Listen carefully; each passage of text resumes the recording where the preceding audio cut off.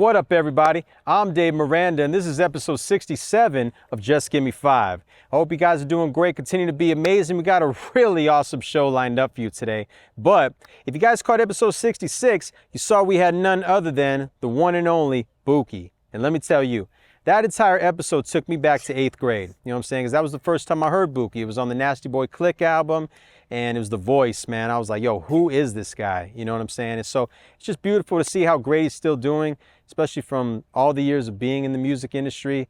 And it was a real treat to have him on the show. So much love and respect to you, my brother. And make sure you guys watch episode 66. All right.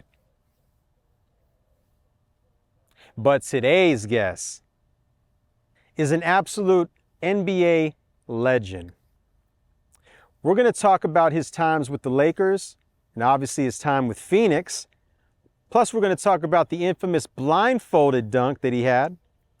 We're going to talk about working with Warren G and so much more.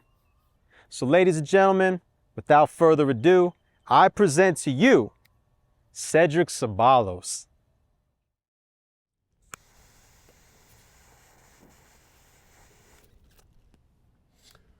Hi, I'm former NBA All Star Cedric Ceballos, and all I'm saying is just give me 5.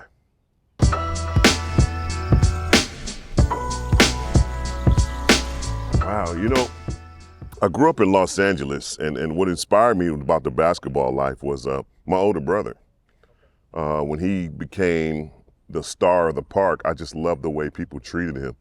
And obviously, as a younger sibling, you kind of copy your older ones. And that's what I just wanted to be. Now, I wasn't great at it like he was, but I was not even close to being average. But I think the process of me trying to compete with him and get better when he's not around, that drove my competitiveness, especially when you come to siblings. But basketball in California is, you know, we get it 365 days a year because of the weather. And, you know, so you get to play all the time and just continuously playing and playing and playing. And, you know, eventually I got lucky, got lucky by making it to the NBA.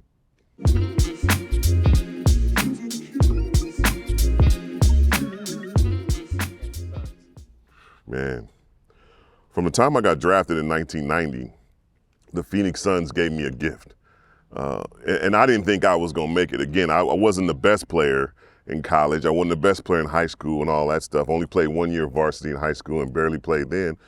So I went into the league thinking I get to meet all these stars. You know, so first game I played against Michael Jordan, I went right up to him. Hi, how you doing, Michael? How you doing, Larry Bird? How you doing, Julius Erving? You know, Charles Bart. I'm just wanting to say hello because I know I probably would never get a chance to meet these guys up close and personal. Better yet, playing on the same court with them. But then things started progressing. I started learning more and the success just came along. I was known for my dunks at first. Everybody, this dude, he doesn't get to play, but the layup line is ridiculous. People were showing up early to my games just to watch me dunk in the layup line. And so that was a great experience right there. But then when I had the opportunity to be in the slam dunk competition, I just took full advantage of it. How would I make my mark in this competition? And I go back to my senior year in college where they had a college All Star dunk contest. Okay. And myself and D. Brown, who played for the Boston Celtics at the time, was in this contest. We both went to the finals. And this is in college now. I pumped up my shoes. Yeah. I did the dab dunk. I did all the dunks that he did the next year in the NBA dunk contest. So I'm at home watching it going, he's stealing all my dunks. He's stealing all my moves. Matter of fact, he's got my contract with Reebok. That was my idea. I did all that stuff. So the next year, coming into it, obviously the big news was Magic Johnson being able to play in Orlando after being testing positive for HIV. We're playing LA in the Forum. Magic is working out, getting ready for the All-Star game. Yo, Ced, what you gonna do, man? D came like this. You gonna have to go all the way blind on him. Boom, light bulb, go blind on them. So put the blindfold on. I came back to Phoenix, started working with the Gorilla. Failure for like maybe about a month and a half. I couldn't get it to go well.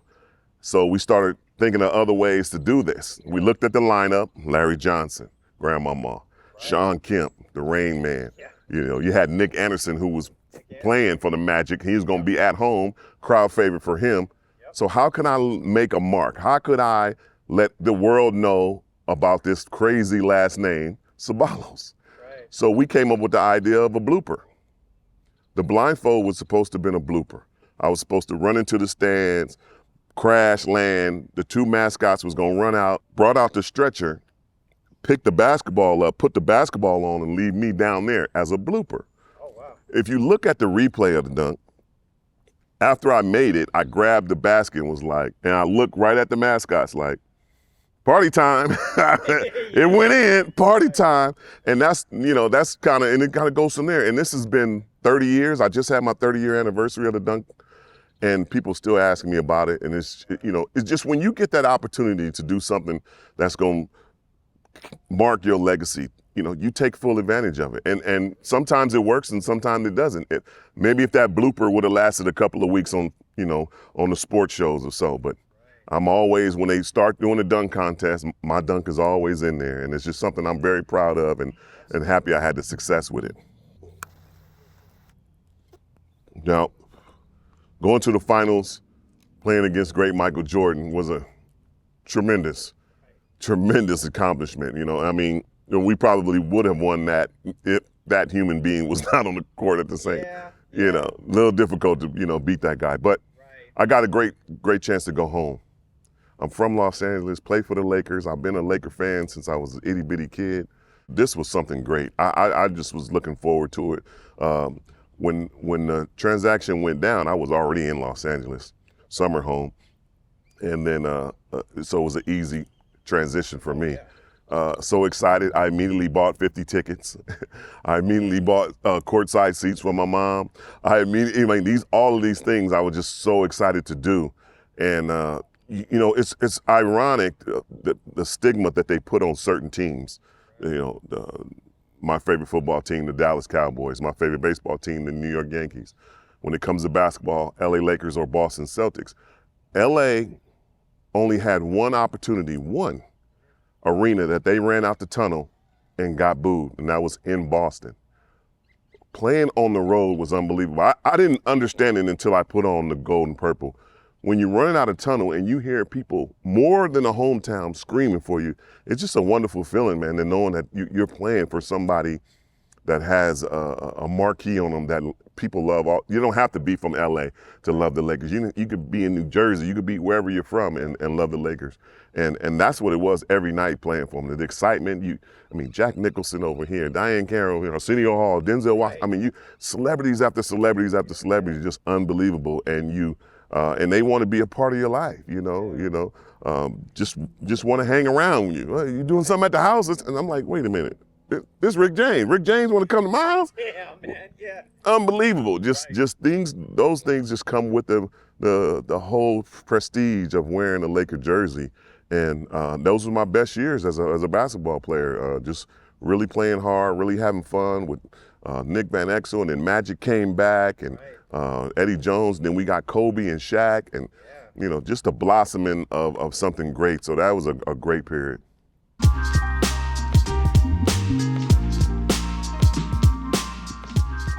Wow, Biggie Small said it in one of his rap songs. You either slanging crack rock or you got a wicked jump shot.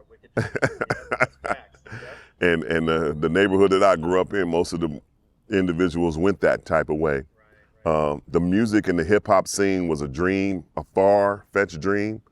I think of every kid growing up just thinking that you can rhyme, and I was a DJ at the time, so I always wanted to pursue that. I did a couple of performances with the Fushnikins. Shaq came out, did some things with them. But then when Sony Records came to us and said, we want to make B-Ball's best kept secret and have all NBA players on there. And, and they were like, we got somebody, we want to try to get somebody to get your track for you. We got somebody to write for you. And I was like, hold up. Uh-oh. I'm writing my own verse. Ain't no ghost writing here. I'm writing my whole verse, because they wrote for a lot of people on there. I think Dana Barrows was the only one that wrote their own. Everybody else had somebody writing for them, and they were going for their neighborhood producer or hip hop artist. You know, Jason Kidd went with the Bay Area with Money B and all them. Gary Payton went with Spice One. They all went with local guys. So I knew it would have been difficult to get the legendary Dr. Dre. But if you can't get Dr. Dre, you get the bloodline, which is Warren G. And me, Warren, Snoop, another friend of mine, and Michael Jackson all got our sound systems in the same spot. Howard Becker, Electronic Entertainments in Los Angeles. Okay. And when we were getting our Suburbans done together, he told me that was Warren's truck. And I go, that's Warren's truck right there? He said, yeah, he was all over your Suburban.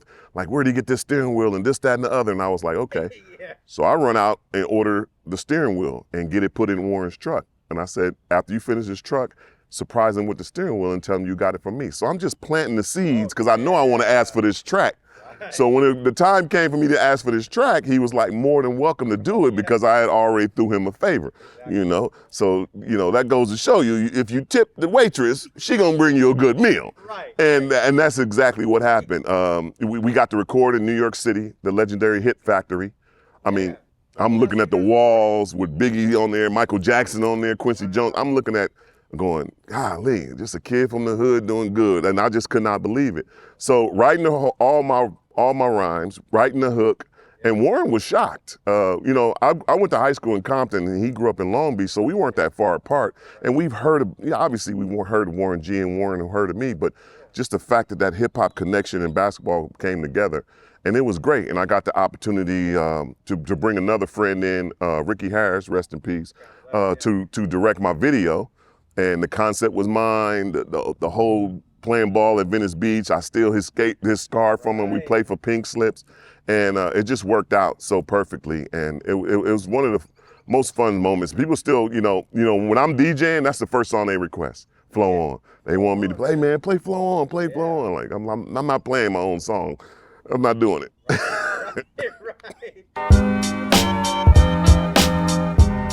This episode is sponsored by Immaculate Pools. Immaculate Pools provides high-quality pool maintenance and equipment repairs at competitive prices.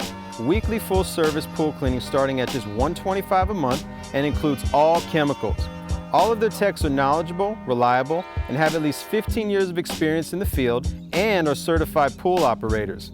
So let the professionals handle the hard work so you can relax this summer. God knows we all need it, right?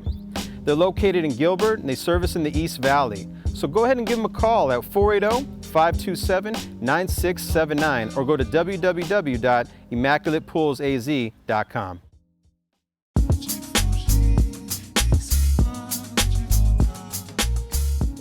Yeah, it's a compilation of everything I've done. I think I've touched just about every dream that I can. I grew up with everybody has the floor model television. And me and my brother, you know, at the time, I think I was like 9 or 10 years old. My mom got us a Pong game, Atari Pong game. Okay. And she says, don't connect it to the television. Let me get a professional in here to hook it up. Right. You can't give a 9 and 10-year-old a video game for Christmas and not expect them to hook it up on Christmas break while she goes to work. Right. She goes to work, me and my brother back there like MacGyver trying to fix it and put it together. Yeah. Like, I'm gonna put this here and this, that, and the other, let's play. We played one game and then poof, the screen went green. Oh, man. And as kids normally do, we didn't say nothing. They say nothing. So moms came home, wanted to watch her stories or her program, turned it on and it was green. And we was like, well, I don't know. So my mom knew it was us. Right. And she says, okay, I'm gonna fix y'all. I'm not gonna fix the television. So for about 2 years, all I did was listen to the Brady Bunch. Listen to cartoons, listen to the news, game shows. Yeah, so I got an opportunity to sharpen my storytelling skills and my voice and my imagination. Eventually we kept the floor model for the sound, but we put a smaller television on top, which everybody does. And that's where it started, the love for radio, the love for music.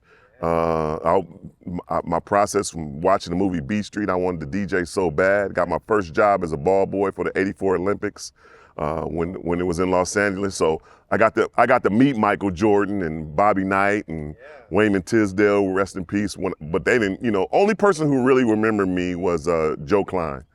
everybody else was like, no, I don't remember you being our ball boy. But that's all right. They didn't have to remember me. I was just, they were stars, and I was just a little kid throwing them Gatorade and water. So, no big deal. But I spent all that money on turntables and a mixer, and it just took off. And I was DJing for my parents and my family, their parties, and then parties up the street that I could just carry. I'm carrying equipment down the street, like I'm a real DJ. And it just went from there. And the love of the music, the love of controlling the party, and kind of blossomed to it. So I always wanted to be on the radio because I listened to mixed shows every Friday and Saturday night. I recorded them.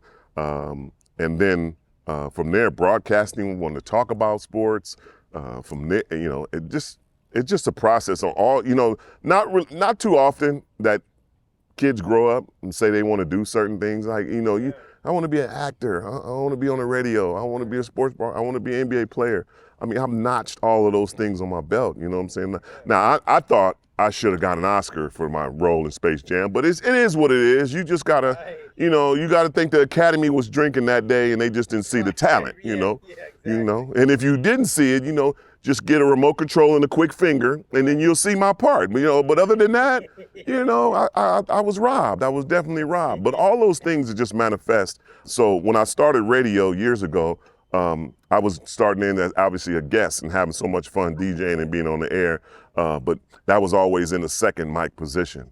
Now being in the first mic position on Mega 104.3 has just been perfect. I love the music. I love the vibe. I love the way I inspire people in the morning. I get them up, get them going. It is a grind. I've never been in that situation where I had a 9 to 5 or I had, bad bosses or going to jobs that I didn't want to, but I need to take care of my family. I've never been in that position, but I kind of remember what my mom went through, the struggles of single parent trying to raise two big, large young boys, trying to feed us, trying to keep us clean with two stanky boys all the time, all that stuff. So I try to use that imagination and that memory to try to help people get going in the morning. And I hope that I continue to do that. I love radio. I love what it brings. Obviously, technology is kind of taking over radio, and there's so many other different avenues that you can use. But tuning on the radio, listening to somebody else's opinion and music that they love, it just brings joy to me.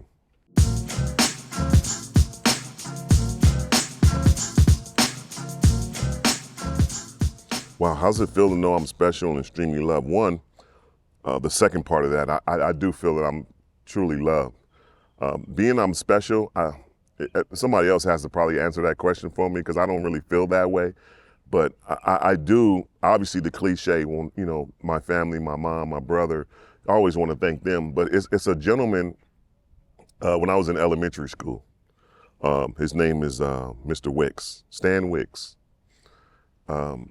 I was diagnosed with dyslexia, which is a different form of learning. And my way was I would mix words up, chop them up. And you're an elementary school kid and you have to go to a special class. It's kind of embarrassing. Hey, Mr. Ceballos, time to go to your special class. Teachers back then didn't have no cushion to them. They just,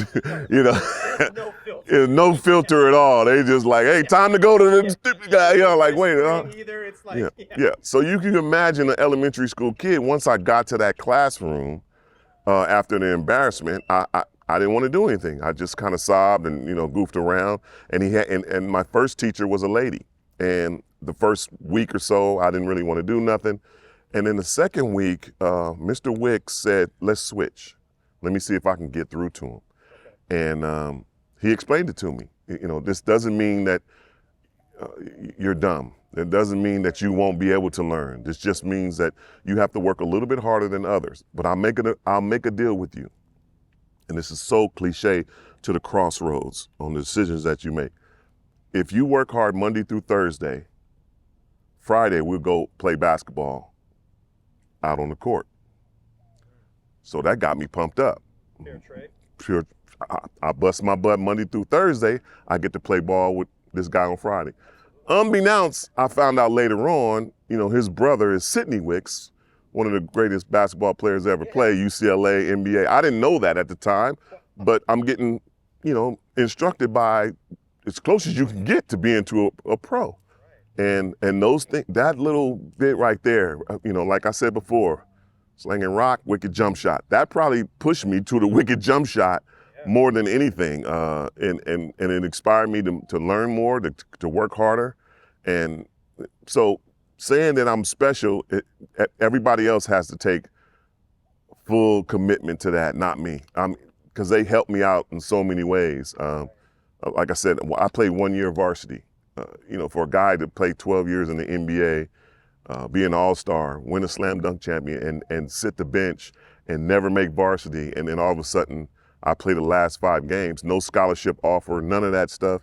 It's huge, and people, it's funny because I said this in one of my inspirational talks today on the air, like, don't give up, don't tap out. I didn't give up. No, at that point, you're a senior in high school and you're not playing, you got to figure basketball is not for you. But I didn't tap out. I just kept working hard. And then my 5 games, Jay-Z said you cracked the door and let God in. God just came in and was like, now you're ready, piecing it all together. So all that sitting next to the coach, listening, watching the superstars do good, watching the bad guys do bad, I kind of just put it together and it just continues to go. So being blessed and being loved, yes, I think that is a case with me, but I got to give the credit for being special to so many other people.